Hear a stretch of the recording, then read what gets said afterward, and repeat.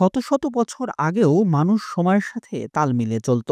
তখন এখনকার মতো হাতে হাতে সময় দেখার যন্ত্র ছিল না। তবে সে সময় সময়কে ছাপিয়ে যাবার জন্য বিজ্ঞানকে কাজে লাগিয়ে মানুষ এক অভূতপূর্ব আবিষ্কার করে, যার নাম সূর্য ঘড়ি বা সানডায়াল। সূর্যের মাধ্যমে সময় দেখার সেই আবিষ্কার কালের বিবর্তনে হারিয়ে গেছে, তবে এখনো যশোরে ঠায় দাঁড়িয়ে আছে মৃত সূর্য ঘড়ি। আজ থেকে আনুমানিক 232 বছর আগে যশোরে ব্রিটিশদের প্রশাসনিক কাজে সময় নির্ণয়ের জন্য তৎকালীন কালেক্টর ভবন প্রাঙ্গণে সূর্য ঘড়িটি নির্মাণ করা হয়, যার বর্তমান অবস্থান শহরের জেলা রেজিস্ট্রি অফিসে, যেটি ছিল দেশের প্রথম কালেক্টরেট ভবন। যশোরের এই সূর্য ঘড়িটির ঐতিহাসিক মূল্য থাকলেও প্রত্ননিদর্শনটির অস্তিত্ব খুঁজে পাওয়া কষ্টকর। এমনকি যশোর শহরের বেশিরভাগ মানুষ জানেই না তাদের জেলায় সূর্য ঘড়ি রয়েছে।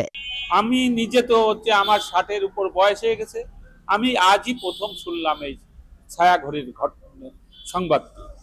আমরা এটা একটা ঐতিহ্য, এটা সংরক্ষণ করার প্রয়োজন। 212 বছরের একটা সূর্য ঘড়ি সানডায়াল, তাহলে সেটার কিন্তু একটা হলো ঐতিহাসিক মূল্য আছে। প্রাচীনত্বের দিক দিয়ে এটা একটা কিন্তু অ্যান্টিক জিনিস, বা যশোরের যারা সংশ্লিষ্ট আছে বা প্রত্নতত্ত্ব বিভাগেরও এ ব্যাপারে দায়িত্ব নেওয়া উচিত, যে হচ্ছে ওই ঘড়িটাকে সংরক্ষণ করা। যশোরে একটা সূর্য ঘড়ি আছে এই কথাও কেউ জানে না যশোরবাসী, খুব সামান্য 2-1 ব্যক্তি বর্গ এই কথা সম্পর্কে অবগত।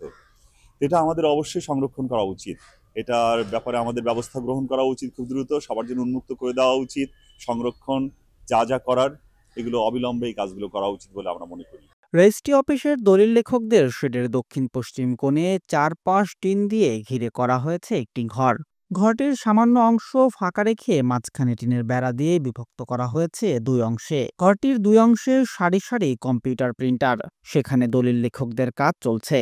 জানা না থাকলে দেখে বোঝার উপায় নেই সূর্য ঘড়িটি ঘিরে নিয়ে কক্ষটি নির্মাণ করা। সব মিলিয়ে বোঝা গেল নানা অত্যাচার চলেছে তার ওপর। সূর্য ঘড়িটি সূর্যের আলো থেকে বঞ্চিত বহু বছর, এখন যেন তার অপেক্ষা অবিবেচক মানুষদের লোভে অত্যাচারের অন্ধকারে হারিয়ে যাওয়ার। তবে সূর্য ঘড়িটি যথাযথ সংরক্ষণের চেষ্টা করা হচ্ছে বলে মন্তব্য করেছেন যশোরের জেলা রেজিস্ট্রার। সূর্য ঘড়িটা এখন অনেকটা পরিত্যক্ত অবস্থায়, তবে এখনো চলমান আছে। আমরা সেটা নজরদারিতে রেখেছি। আমরা আমাদের ঊর্ধ্বতন কর্তৃপক্ষের সাথে বিষয়টি নিয়ে কথা বলেছি। তারা বলছেন যে তারা যখন অফিস ভিজিটে আসবেন তখন তারা ওইটা মনিটর করবেন, দেখবেন, দেখে তারপরে কর্তৃপক্ষের সাথে, তাদের ঊর্ধ্বতন কর্তৃপক্ষের সাথে কথা বলে ওনারা একটা সিদ্ধান্ত নেবেন যে এটা কিভাবে সংরক্ষণ করা যায়। যশোরের ইতিহাস ঐতিহ্য রক্ষার্থে সর্বোচ্চ গুরুত্ব দেওয়ার কথা জানিয়েছেন জেলা প্রশাসক।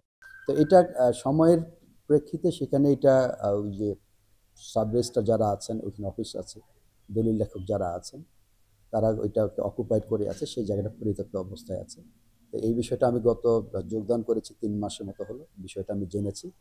তো এইরকম একটা গুরুত্বপূর্ণ সম্পদ, এটাকে আসলে আমাদের সংরক্ষণ করা একটা খুবই দরকার।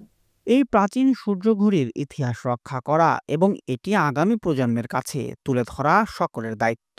Raihan Siddique, voice of tiger.